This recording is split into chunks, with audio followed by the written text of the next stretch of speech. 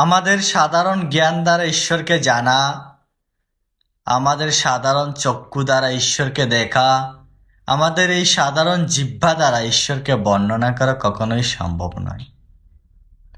কারণ সমস্ত কিছু ঈশ্বর হইতে সৃষ্টি হলেও তবুও তারা ঈশ্বরে অবস্থিত নয়।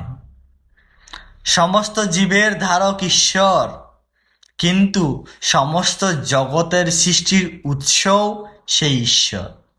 গীতার 9 অধ্যায়ের 5 নম্বর শ্লোকে বলা হয়েছে, নচ মৎস্তানি ভূতানি পশ্য মে যুগমৈশ্বরম ভূতভিন্ন চ ভূতস্থ মম আত্মা ভূত ভাবনঃ। হ্যাঁ সনাতনী সন্তান, যদিও সব কিছু আমার হইতে সৃষ্টি, তবুও তারা আমাতে অবস্থিত নয়। যদিও আমি সমস্ত জীবের ধারক এবং যদিও আমি সর্বভূতে অবস্থিত, তবুও সমস্ত জগতের সৃষ্টির উৎস আমি। হ্যাঁ সনাতনী সন্তান, ঈশ্বর এমন এক জিনিস, ঈশ্বর এমন এক সত্তা, যাকে যতই জানবেন ততই জানার ইচ্ছে জাগে। নমস্কার।